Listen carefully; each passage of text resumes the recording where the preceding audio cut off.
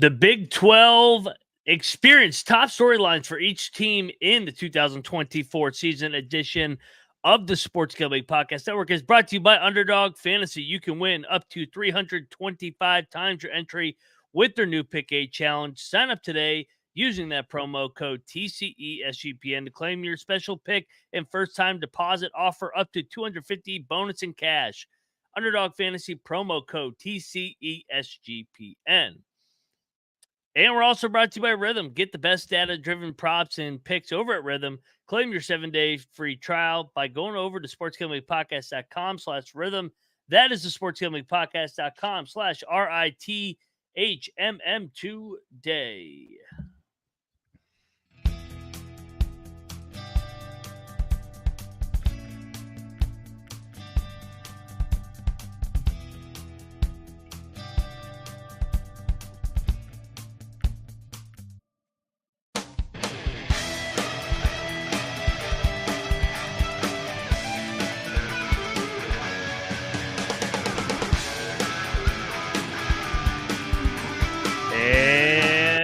And welcome, everybody, to the College Experience Big 12 edition of the Sports Gambling Podcast Network. Tuesday, June the 25th, and oh boy, we are dialed it up here, baby. We're getting closer to Labor Day, and we're talking the new All-State 16, whatever the hell we're called, but we're the Big 12 right now. If you're wondering who you're listening to, I am Moneyline Mac, a.k.a. the former video coordinator for Bob Huggins and Frank Martin. And we're talking Big 12, so that means I'm joined by a walk-in contradiction because he was born in Provo, Utah. He's got family in Ames, Iowa. He lives in Morgantown, West Virginia. Co-host of the Ryan and Rush Show, Rambling Rush. What's up, bro? Just like you said, counting down the days till Labor Day. We're getting there, slowly but surely, a second at a time. Can't wait for football, man. Can't wait for football, and the countdown is on. The new 16 starts, Monday, July the 1st, so last 6 days of Texas and Oklahoma. But, hey, a guy that knows the Oklahoma program and the Oklahoma State program because he's always fighting a family civil war in the Big 12, whether it's in Waco, Stillwater, Fort Worth, Orlando, Cincinnati. You guys know him as the green mowing, weed growing Big 12 guru. What's up, man? I'm sitting I don't know, probably 10 feet away from the two plants in the greenhouse right out here. Nice. Not much is going on. I mean, we're into the blazing months of the summer where you're just scrolling your phone and the Euro scores come up and you're like, man, soccer would be cool if it wasn't gay. Starting off with a bang here. Yeah, let's get it going. We're getting right in here. No, I'm ready for the new, I guess we'll call it like the fiscal year of college football. We finally get rid of Texas and Oklahoma. Obviously, I hate to see Oklahoma go. Lots of years of rooting for them. But it's still going to be horns down. This is going to be the first year where there's multiple games in the year where I'm like rooting for LSU or for Alabama because they're playing Texas. So we're still a horns down podcast, even if they're like our second cousin now. Yeah. It's like a departing family member. But hey, they are not who we're going to preview. We're going to preview what is going to be the most entertaining. I can guarantee this, the most entertaining league in America. That's going to be the Big 12 from top to bottom. I think we can make a case for almost all 16 that could win the league. But first, we got to talk about, the Sports Gambling Podcast. They've started their new top 10 fantasy football preview series. QBs, tight ends, running backs, wide receivers. They got it all over there. Never too early to start talking the National Football League. Whoop! That was a Chris Berman reference, everybody. Yeah. Boom, boom, boom. All right, rumbling, bumbling, stumbling. We got we got to make a little bit of adjustment here, guys, and it's gonna not be rapid fire, but it's 16 teams now. It used to be 10, and then it went to 12, and then it was a 14. Now we're at 16. So let's get right into it, and we will begin with the Arizona Wildcats. And Troy, I know you're high on this team. Take it away. Well, I certainly am high. Anyway, I really like Arizona. The biggest storyline is obviously Jed Fish leaving to go to the Washington staff. And, kind of the idea of tapering their expectations after a 10-win season last year and a really explosive bowl game, seemed like there was a lot of momentum going And, the question is it going to continue without Jedfish there or not? But the most important aspect of all of that for me has nothing to do with Fifita and McMillan's connection or anything like that. They had 3 starting defensive linemen follow Jedfish to Washington, and their predicted starting 4 defensive linemen are all transfers that are transferring in. That could be an issue, or it could be a strength now. We don't really know in this day and age of transfer portal, but it's definitely something to keep your eye on. I would be worried about that defensive line. Trying to pressure some of these. There's a bunch of quarterbacks in the league that are either really good already or looking to take that next step. And if you're not able to create any kind of pressure, you're just going to be. This is different than the Pac-12 where you can still put 45 points on the board and maybe try to run and gun against a team. It'll work occasionally, but there's a couple of teams in this league that if you give that quarterback time, you've pretty much signed your death warrant there.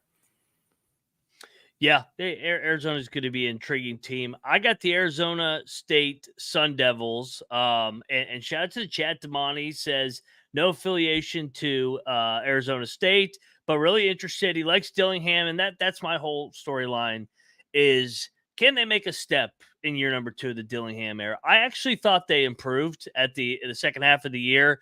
They were able to get wins over Wazoo, win at UCLA. And they almost won at Washington. If it wasn't for a bullshit call, they beat Washington, and Washington never goes to the playoff at Washington. So can they sustain it at the line of scrimmage? They don't have a lot coming back, but I think Dillingham could be the right guy. But can they take a step forward in a new league with not a lot coming back? That's what I'm looking for with the Arizona State Sun Devils. The Baylor Bears are on the clock, and we will go back to you, Troy.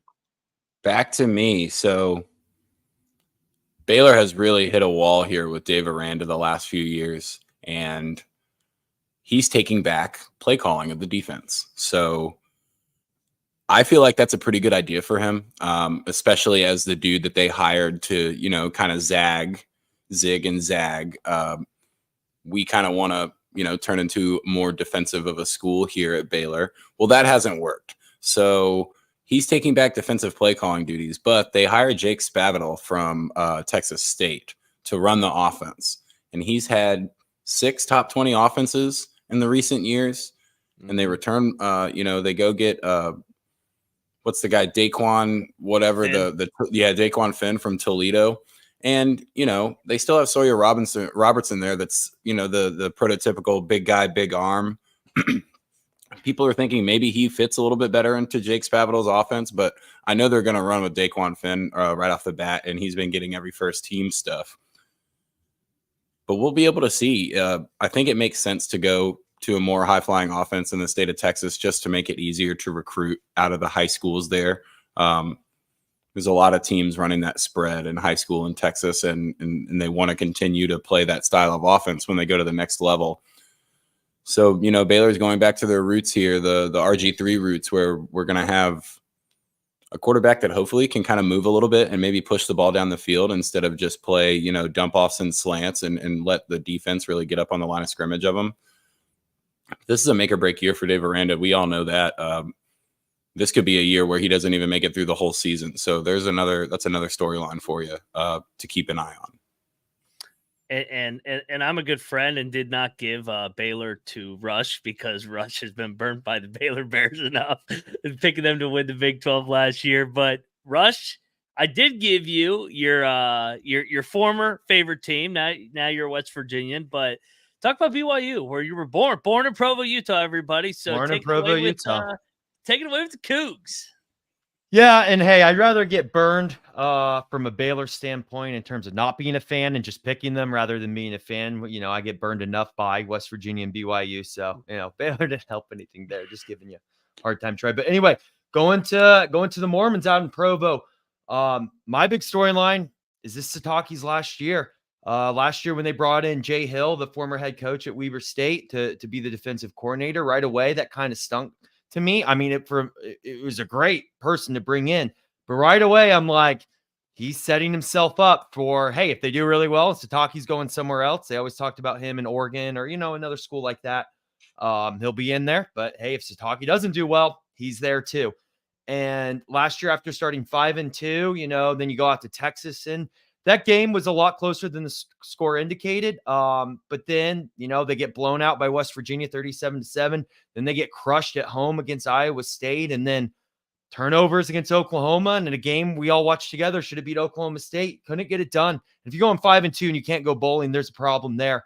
I know Slovis got hurt a little bit there. And the backup couldn't quite get it done. But I know how grateful BYU is to finally be in a power conference and deservingly so. But for a school that has such a rich history of, having a great coach, Lavelle Edwards, Bronco Mendenhall, and also is known for the quarterback factory, they're potentially lacking two of those things. And it doesn't matter if you're BYU or the high school down the street. If you have coaching concerns and quarterback concerns, might be a long year. So they need to figure that out sooner rather than later. Yes, they do. And speaking of quarterback concerns, we had to give Troy Cincinnati, right, Rush? So of course, Troy, talk about your guy Satterfield and his new quarterback. Yeah, I was going to say the number one storyline is obviously Emory Jones is gone, therefore the team is better. But this is definitely the biggest storyline is Scott Satterfield here. And is there a possibility that everybody is wrong? Like, is there a possibility at all that Scott Satterfield could actually turn this program around or whatnot? Because I forgot who it was a couple of weeks ago on major media that was talking about, the Cincinnati job is a fantastic job for the right person. Mm-hmm. None of us have thought Scott Satterfield was the right person from day one. And it's not like it's just us either. It's pretty much everybody that watches college football. So I don't know what Cincinnati's thinking, but is there really a chance that everybody is wrong about Scott Satterfield? I don't know. But the one thing I did look at on the schedule here, we'll get into the individual team previews and really go over the schedules and whatnot. But Cincinnati's looking to rebound, trying to get some momentum with Scott Satterfield. And they have no Utah, no Oklahoma State, no Arizona, no BYU, and no Kansas on the schedule. So if there's going to be a year that Scott Satterfield could, win 7 games and bullshit his way into like the Neal Brown, like, oh, we're slowly doing it. This would be the year. So the schedule really kind of plays, well for Cincinnati just at an early glance. So we'll see if Scott can turn that team around, but there's really not a lot to be excited about there in Cincinnati. That's why we gave you the team. All right, let's go to a team that, they're very, very boring and, they never have any headlines. Rush, you get the honors of talking about Coach Prime in Colorado. What do we get with the Buffs? Well, what you're getting is they're the University of Colorado, but as Daniel Tosh said, they're so high that they go by CU. But anyway, all that to the side. True. Yeah, it's nut up or shut up time. It's a lot of hype, national media attention. We're getting to that season where Colorado's they're gonna lead off the morning talk shows. Coach Prime. I mean, hey, hats off to him for getting Colorado back to national relevancy. But you got to go to a bowl this year. You have to go to a bowl this year, and we all felt that they were, we'll say, fortunate. I don't want to say completely lucky, but they were fortunate to go 3-0 in the non-con last year. And then, but then the Pac-12, they only had one win. I think they started 3-0 and finished 4-8. They obviously had that Stanford loss, but they're not in the Pac-12 anymore. And I know I got Utah later, but this kind of applies to them a little bit too. You're kind of going from a finesse league to what we like to talk about, the league of the middle class, the blue collar league, the league of parity, and that grind it out. Can Colorado, when it's that time in the fourth quarter where you got a 3rd and 2 and you got to get 2 hard yards, can you do that? And that's the question is, I mean, as much as the national media may want it, they don't even know. So for all the talking, for all the back and forth, they got to at least go 6-6 this year and go to a bowl game. And if they don't do that, then, well, if I'm a Colorado booster, I'm going to start having questions of where are my millions of dollars going to. So nut up or shut up. Great way of putting it. It is not a shut up for Coach Prime, and hey, he's put them on the national stage. Now they need to perform. They need to go from 4-8 to a bowl game. I'm with you. Otherwise, you start looking yourself in the mirror and being like, does this guy actually know what the hell he's talking about, or is it just he's trying to throw shit at the wall and see if it sticks? Which is kind of what we all feared last year, and maybe the worst thing that happened was them starting 3-0. I think it was. I completely agree with it, because everyone expected going into that year, while they were excited to see what Coach Prime could do at Colorado, they didn't expect him to do as well as they did. But the problem is they were too good too early. And then you had those expectations. And then once you have the expectations, then you become who you are and you crash. And I think all of you would agree with this. And I think you would agree with this too, Ryan, as someone who's been in college athletics before. I don't care if you talk. I don't care if you talk smack or trash or whatever, but you better back it up. And that's the thing. It's a right you earn, and they haven't earned that right yet. So they could do it this year, but we'll see. Yeah, and the schedule is no favors. Troy, you were going to add something? Yeah, I was going to say we get to find out real quick with Colorado, and this year they might not have that luxury of getting that big first win on national TV right under their belt. I mean, if the season starts with the North Dakota State loss, I don't know if that's something that's going to motivate Colorado or really break the team. That's what's scary to me, is that at any point in time, a one loss for Colorado could really derail the train. That's just what it feels like all the time. Agree. And I'll tell you what else I agree. Underdog fantasy is the best place, and you're going to want this underdog fantasy now, because college football is coming around the corner. They got this new Pick 8 challenge where you can win 325 times your original amount, and it's right. Use that code right above my head, TCESGPN, and they will go in there and they will double your first deposit. Offer up to $250 bonus in cash. Underdog fantasy promo code TCESGPN, and they're doing a special thing over here for the UFC 303 this weekend. So get on over there, and if you're already a user deposit between now and Saturday when they fight, 10% bonus in cash, but you got to use that promo code TCESGPN. We're also brought to you by Circa Survivor and Circa Millions, because they're back better than ever, baby. They're giving away 16 million guaranteed prizes. Of course, Circa contests have no rake. Circa Millions, 5 NFL teams each week for $6 million, or survive the NFL gauntlet of the Survivor Series.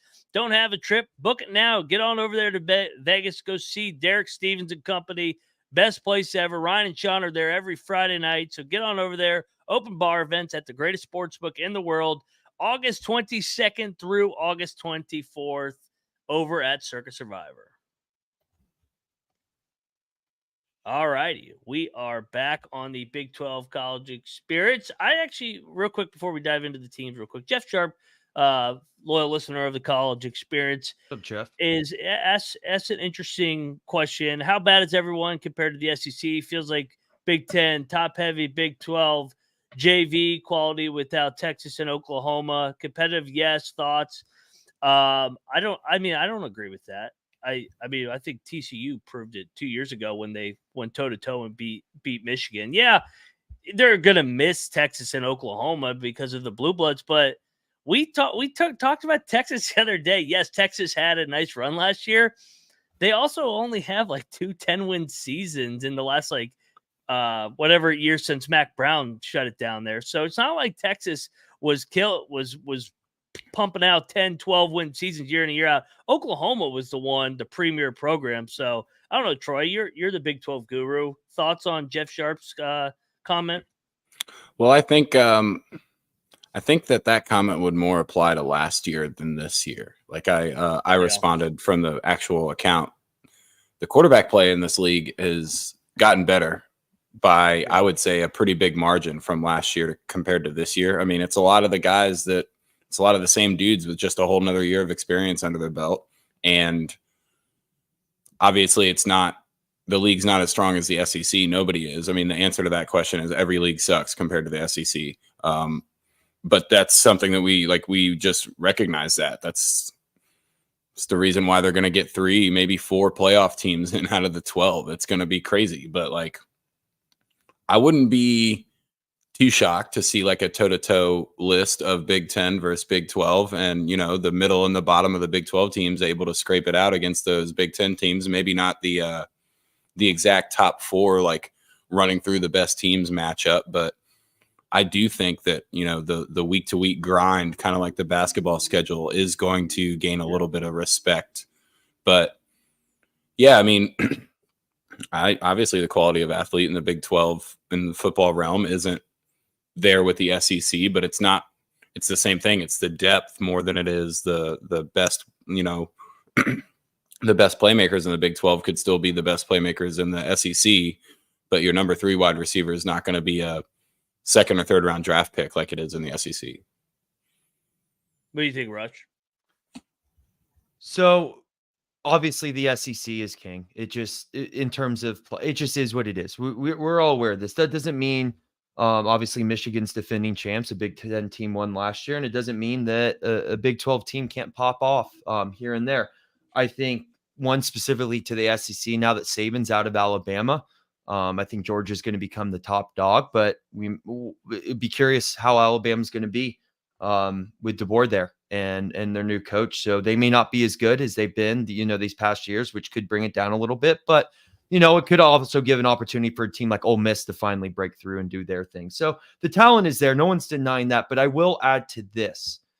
NIL is spreading resources out, and it is giving these other schools a chance to compete against that. And I think that's why, to Troy's point, yeah, maybe Alabama's third wide receiver is still going to be a third-round pick in the NFL draft, sure.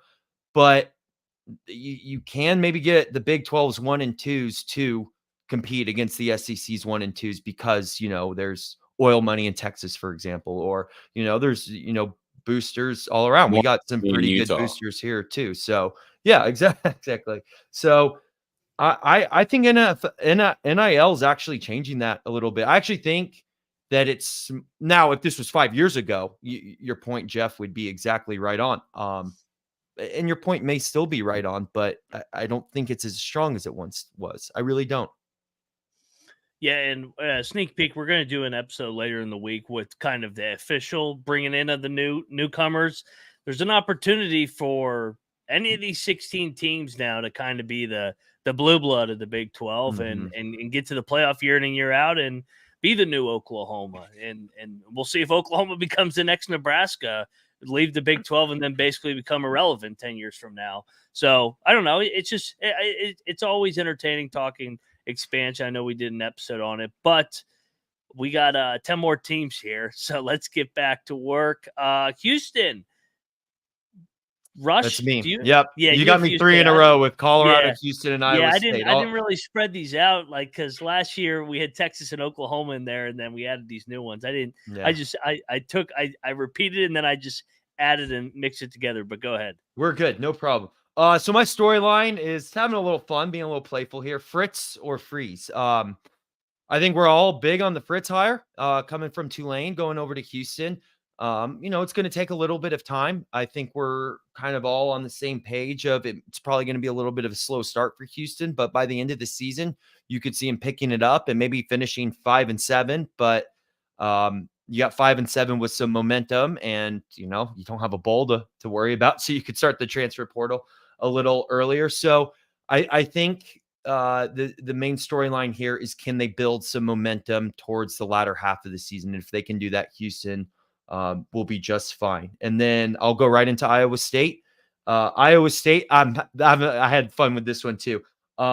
Mask on or mask off. So last time Iowa State was in the Big 12 championship, it was 2020 during the COVID year. And what did we see in athletics during the COVID year, right? We saw the stable teams be the most successful teams, right? Because, in the midst of chaos, whoever's, the most calm, cool, collective, and, stable is going to do the best, right? And they went toe-to-toe with OU in the Big 12 championship game. Pretty sure they won the Fiesta Bowl. And while Matt Campbell has completely turned that program around, speaking from the West Virginia side of things, we saw Kansas and Iowa State on the schedule every year when Ryan and I were in college. You chalk those up to wins. But you can't do that. Well, obviously, you can't do it with both teams anymore.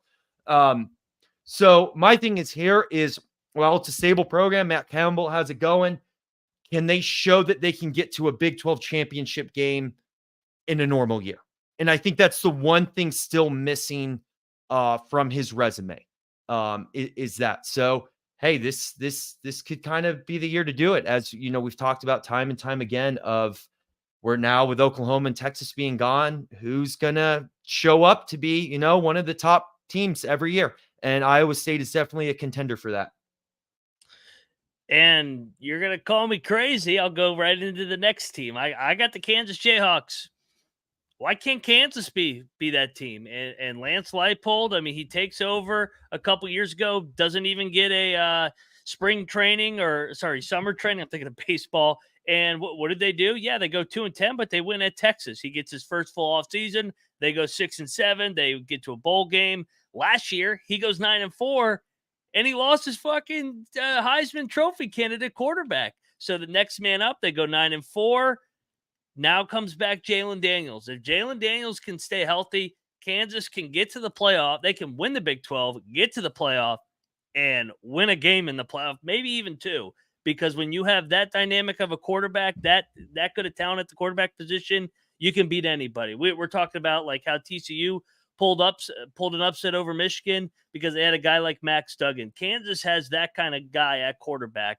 They also got they got the running backs back. They got a bunch of other pieces back on the offensive line, defensively as well. But everything circles around Jalen Daniels, and if he could stay healthy. If Daniels can stay healthy, Kansas is a Big 12 contender and a playoff contender. And I know it sounds crazy thinking about where Kansas was a couple years ago, but that's the trajectory of what this program is headed towards with Lance Leipold under the helm in year number 4. So I'm looking forward to that one. I'll talk about the other side of the Sunflower Showdown on the other side because that's my team on the other side. We're talking about Rhythm. If you want to get over there, we're talking college football props year round. They got a data scientist driven decisions over there. So get on over there. They got a nice algorithm with predictive analytics where you can use the experience in making betting more enjoyable. AI betting decisions better. So get on over there. Claim your 7-day free trial today by going over to sportsgamblingpodcast.com/rhythm. That is the sportsgamblingpodcast.com/RITHMM today. All righty, man. We are back on the Big 12 college experience, and let's get right into a team that I hit on 2 years ago, 12-1, Kansas State. They can do it again if Avery Johnson is that breakout superstar. He comes in, he relieves Will Howard of his duties in the Texas Tech game, and you could see instantly that he could be potentially a superstar. So if he can be that next star in Manhattan, Kansas State is as good as anybody in this league, and he could even be in the Heisman Trophy running just with how dynamic he is with his dual threat. But on the other side, there is a low floor with him, so that would be the biggest knock on K-State. It all comes around Avery Johnson. So both Kansas schools, to recap, come down to either the health of the quarterback position or the development of the quarterback position. The biggest transition that will be, obviously, they lose a guy like Will Howard, but also Colin Klein takes another job. So he's not the offensive coordinator there. So Matt Wells is in now. We'll see how that is transitioning into a new system for Avery Johnson. But if Avery Johnson's the talent that we think he can, K-State can get to the playoff and win a game as well with that culture. So with that said, let's go over to all our favorite teams, and that is the team in Stillwater, baby. Talk to us about our favorite coach in the land, Coach Mike Gundy, Troy. Well, that's obviously going to be the biggest storyline because, as you know, with Oklahoma State, the question is always, when is the poke choke coming? There's never a like, maybe this year we won't poke choke. No. It's always when. The expectations versus Gundy. Usually it's the other way around. You know, we're really backing Gundy in a year where you see them at that like 7.5 win total. And you're like, these guys are dumb. 6.5, 7.5. Mike Gundy's crushing that. They've got a lot of guys returning. And, you know, we were talking about Alan Bowman could come back next year if he wanted to. But the biggest thing that stands out to me is all 5 starting linemen are redshirt seniors. We talked about this last year with West Virginia and kind of saw them, really crushing their win total because of the stability of the offensive line. And then you add in the fact that they still have Ollie Gordon behind 5 redshirt senior starters. This is exactly the formula you would look for a Mike Gundy team to win the Big 12 and, maybe even have a few national aspirations. Is Brandon Weeden, age quarterback. Lots of wide receivers returning. Brennan Presley's still back. Rashad Owens is back. Dejon Stribling will be back. He got hurt in the middle of the year last year and didn't play for the whole season. Kid that transferred from Washington State.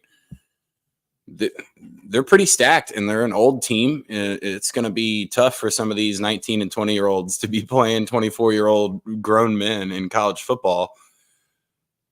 I think I've seen this before with Oklahoma State, and I think you've really got to probably take a stab at them to win the Big 12 here. Yeah, I don't got to talk me into it, man. It's our guy Gundy, so that's going to be an interesting one. Troy, you also have TCU. Break down what we got for these Frogs next year. So a lot of the issues with the Frogs, the superficial issues last year was watching the quarterback problems that they had. And then, Hoover was a bit more of a stable hand after he came in and kind of took over. But the biggest issue for me was TCU's defense. I mean, right away, when you saw that Colorado game to start the season, you were like, holy crap, they don't even have a single dude that can make a normal tackle. It's crazy. Mm-hmm. So, they bring in Andy Avalos as the defensive coordinator. I would think that means they're going to have heavier boxes and try to be a little bit more aggressive at the linebacker position. But they were 11th in pass defense in the Big 12 and like 115th in turnover margin in the nation. So I really look to see if that TCU defense can maybe steal them a few more possessions that they were giving away 7 and 3 points on a regular basis last year. And maybe that's where you really get your improvement, because I don't know if Hoover is going to pop off. He could easily be, your game manager, smart quarterback that keeps the machine running. But I still think you've got to look elsewhere. The biggest issue for Hoover is now they have 4 transfer offensive linemen that are predicted starters. So we'll see if that, throws them off for the first few weeks as those guys kind of learn to mesh when they play together. We don't practice as hard as we used to. There's not full pad scrimmages going on throughout all of spring football. You get the occasional days and whatnot, but it's still going to take actual play time for those guys to mesh. So we'll see if that ends up being a weak point early on for TCU. Yes, it will. And so we go from one team that underachieved last year, TCU. Texas Tech underachieved, all things considered. I mean, people were talking about them going to the fucking playoff. McGuire headed into year number 3, overachieved year number 1. Rush did like Texas Tech, but I think we all like Texas Tech, but we warned them that Wyoming game was a fucking dangerous ass game, and expectations are a little more realistic this year. They finished 7-6 last year.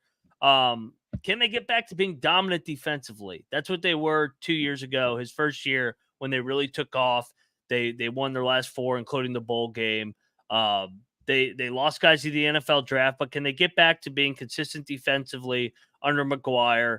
And can they be kind of that candidate that the year after the year where everybody thought last year was going to be the year? Can this year, with lower expectations, be a year where Texas Tech bounces back? They had quarterback injuries as well. They were down to their 3rd string guy. Morton's going to get the crack, it sounds like, to start.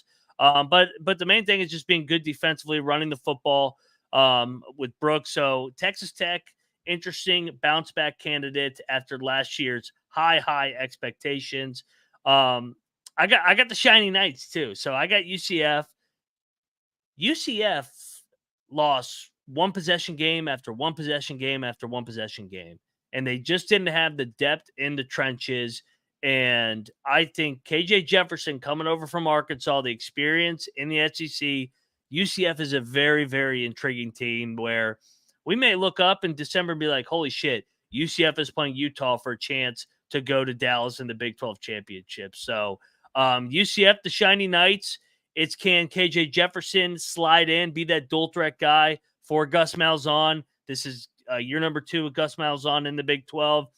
Year number 2 at Auburn was a hell of a year in the SEC. Can Malzahn get a little bit of magic here in the Big 12 at the bounce house and get this UCF program headed into the right direction? Because they also bolstered up on the offensive line and defensive line because they wore down throughout the year. So looking at the trenches for UCF in year number 2. And Rush, we had to give you the Utes as a BYU fan. So break us down on why the Utes are just going to win every ball game according to their fans. Well, if they do it, it's because they know how to grind. I think the biggest thing with Utah, right, is we've heard it from their fans. They've talked about the ACC. They've tried to make calls to the Big Ten, and no one's feeling it. They seem like they're too good for the Big 12. But here's the thing: they're leaving a more finesse league in the Pac-12. There's no Cal in the Big 12. There's no kind of easy games like this. You're joining a league where, as we keep talking about, a lot of the other teams are very similar to you. And if you have one downtime, anyone can kind of get you at any time. And so the question for Utah is, can they grind out a game? Can they grind out multiple in a row? It's definitely going to be a different feel, a different strategy. I mean, they have one of the best coaches in the league, if not in college football, with Wittingham, but it's definitely going to be a different feel to this. And some coaching strategies might need to have to change a little bit, whether it be in the game or kind of through a stretch there. And we've kind of had to see it, when they went to back-to-back Rose Bowls, when it was time for them to grind out a win, and they always kind of just fell short of it. And so if Utah wants to be the team they believe they are, they're going to have to just play kind of unbelievable almost all the time. They're going to have to play very consistent, and they're going to have to play tough road games, right? It's you're not going to California to play. You're not going down there. Well, you might, obviously, with the Big 12, but like, you're not having these like closer regional games too. Not this year, but eventually you're going to have to come out to Morgantown. You're going to have to go out to the Midwest. You're going to have to go to these states where it's harder to travel, in different time zones, where you're playing, people that fan bases that is their focus is college football. They're not from Salt Lake, where there's other things going on like the Utah Jazz or, skiing and Park City and everything like that. Like, you're going to go to Ames, where this is what they look forward to doing all year, is that, football game against you. And can they handle that? Can they adjust to that? And we'll see. I obviously they're coming in on their high horses, and just like I sent Baylor, the glue factory last year, might need to send Utah on their high horses to the glue factory as well, Troy. So that's the big question for Utah. I do think they have a bit of an advantage, just their program's ability, not necessarily talent depth wise, but the expectations that they have for depth players to be able to just fill in and go. And like, we're not changing how we call plays because our left outside linebacker got hurt. Our backup should be prepared and ready to roll, and we're just going with it. And that's, it's kind of the opposite of what happened to UCF this first year in the Big 12. Is you get 6 games into the season and you realize 20% of the roster is banged up already. We should have been a little more prepared in our depth. Mm-hmm. That's not going to be an issue, I think, for Utah. I agree with you 100%. I was going to say the issue for Utah is going to be, now they're playing with a target on their back in a new league where they seem to be talking down on it. And you're going to have some coaches that are specifically circling this game, even with no real like previous rivalry with Utah. Yeah, you're right. And I will say, Troy, I do agree with you. To give credit where credit's due for Utah, of the 16 teams, they're the most next man up team. They are. They're the deepest, most next man up. Maybe Oklahoma State, I would say too. K-State. K-State, but it might be Utah. Also, possibly Kansas. They kind of did it last year. Yeah. To put a bow on Utah, the last team that was in this league that kind of thought they were better than everybody and talked down to everybody, well, they went through like a decade drought before they finally won the league last year. So it doesn't always work out. This is a chaos league. Who's supposed to win it? hardly ever wins it. So, and one other note with Utah, Cam Rising coming off the ACL injury. How does he respond coming off the big injury? So he had an extra year off. But, hey, I like Utah. I'm glad they're in the league. I like Kyle Wittingham. He's one of my favorite coaches. Glad to have them. And they've had a lot of more success than fucking Texas in the last decade. I can tell you that. So good to have Utah, the Utes, in the league. All right, let's go to America's team for the final team. And Rush, we can tag team this on the Ryan and Rush version of West Virginia. And we'll get Troy's take, too, because Troy is Mr. Pro Neal Brown. I'll give out one headline and I'll hand it to you, Rush. You got to prove that last year wasn't a one-hit wonder. 8-4 was great. 9-4 was great. Beating the hell out of Carolina in the bowl game was great. Beating the shit out of Pitt was great. But you got drilled by the top two teams on the schedule, Penn State and Oklahoma. Schedule's a lot harder than last year. Prove it wasn't a one-hit wonder. Rush, what's your point here with the Mountaineers? Yeah, I knew we'd be on the same page. You got to do it 2 years in a row. Neal Brown's never done it at West Virginia 2 years in a row. Whereas the old regime, love or hate Dana, whatever side you're on, the guy could string together a couple years in a row of pretty decent football teams that would always give you a chance. So that's what we're waiting for here in Morgantown. It's what do we want to call this stand, Troy? Neal Brown's next. What's a good title for this year for Neal Brown, Troy? Maybe like reinforcements. Like if they can win 8 or 9 games again, I think it would be like the cavalry came in and reinforced Neal Brown's team. It's like that scene in The Patriot where like the British think they're retreating and then they're just set up right and they there. Just come right. Yeah. That's what we need. We need that Patriot scene right there. Lure them in and then trap them. Yeah, I think just. This doesn't really have any kind of like statistical backing to it. It might not. It's just me watching the games. West Virginia's got to focus on stopping the run. That Oklahoma State game was not great. And with Neal coming back at Kansas and whatnot, you're kind of seeing this transition in the Big 12 where, like the rest of football, everyone got pass happy and spread offense happy. And then you realize, once you have the lead, we don't necessarily want to score in a minute and 10 seconds. So it's always been Oklahoma's downfall. They were never able to control the ball. And some of these teams that we're thinking are going to be really good in the league have the ability to do that. So you got to be able to get off the field when the other team is like, hey, we're better than you. We're running down your throat. To be fair, Troy, a lot of teams had trouble stopping Ollie Gordon, though. Credit to you. It wasn't just West Virginia. But I think to take it a little step further, yes, that is something West Virginia needs to focus on. We do have very talented defensive backs, so I don't have as many concerns about the passing game as I do the running game, to your point. But to take it one step further is also in that game, right? You had a special teams blunder against Houston. We had a couple blunders there. It's that mental error kind of game that no situationally, whether it's the clock, whether what the other team's trying to do, of just being aware.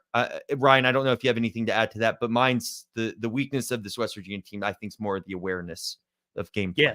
Yeah, and there's a little bit of a target on their back headed into this year. I mean, They won 9 games, but a lot of people don't think that it was a real 9 games. A lot of people think it was fool's gold. They got all 4 newcomers, kind of like Oklahoma State last year, and were able to take advantage of it. But you got a chance on Labor Day weekend to beat Penn State and really make a statement that you're for real this year. So they will not lack chances on making statement wins with their schedule. So they're one of the few teams that actually plays 11 Power 5s. West Virginia, arguably the hardest football schedule in the country. It's them in Colorado are 1-2. So, absolutely. Well, guys, this was episode 100. I did not realize that until nice. Congrats, guys! I saw the 100. So, cheers to the first 100. Thank you to everybody rocking shit. I see like 500 people that have come in and came and go for this episode. So, appreciate you rocking with us with what has been. Next week will be our one year anniversary of launching this show. We launched after 4th of July, when the last version of expansion happened. Now we're getting the next version of expansion. So lots happened in the last year. This channel ain't going anywhere. The Big 12 experience, baby. We get It's good first year and many more. Rush, you got anything you want to add to the Big 12? Not much. Check us out on the Ryan and Rush show. We actually have an awesome guest coming on this week for Big 12 sports fans. And yeah, it's everyone. You're what are we? We're at 45 minutes and 10 seconds of this. So you're 45 minutes and now 15 seconds closer to football season. So there you go. Exactly. Good point. Rush, Troy. I can't. Yeah, I was gonna say it's that this is the real grind for the fans. Like this is your spring training if you're a football fan here, ready to go. It's tough. The only thing that you're gonna see on TV is dudes kicking the soccer ball backwards and baseball. So there's a bit of a grind right now. Luckily, we had the Olympics to kind of help us out. A couple of weeks of relief, and that'll help get us into the football season. But, if you've got time to golf, do it now. If you need to clean the house or anything like that, get it done now. And send out all of your, don't even send me the wedding invitation if it's in the fall, whatever. Rush tries to do it on a Bedlam. Bedlam night. And BYU do it on Oklahoma State night. I'm trying to watch the game. We're celebrating Rush getting married, and I'm over there. Come on, Gundy. It was awesome. You loved it. It was a great night. All right, everybody. Like I said, we will be back later in the week. We got more of not expansion, but we'll talk some new rivalries that we could see form. We could talk about who we could see taking this next step and being kind of the blue blood or the team that gets to the playoff year in and year out. Because, hey, man, we get a bye. If you got to win, you win the league, you get that 3 or 4 seed, most likely the 3 seed. I mean, I guess the ACC sometimes has a dominant team. But, hey, you get a bye, you get a chance to do what TCU did. But, yeah, we'll talk about it later in the week. And then after 4th of July, we'll start all 16 previews. We don't do 134. If you want all 134 and you want that SEC and Big Ten crap, go check out Colby and those guys. Go check out the college basketball experience as well. Got coaches coming on all summer long, and Noah Beanick did a great job leading us into Omaha and leading us out of Omaha. So go check out all our good content. Go check out the Ryan Rush Show with Rush and I. We got guests lined up all summer long as well, and big things ahead. He is at Rambling Rush. He is at Troy Tuning. I am at Moneyline_Mac. We are the Big 12 College Experience, and we are out of here.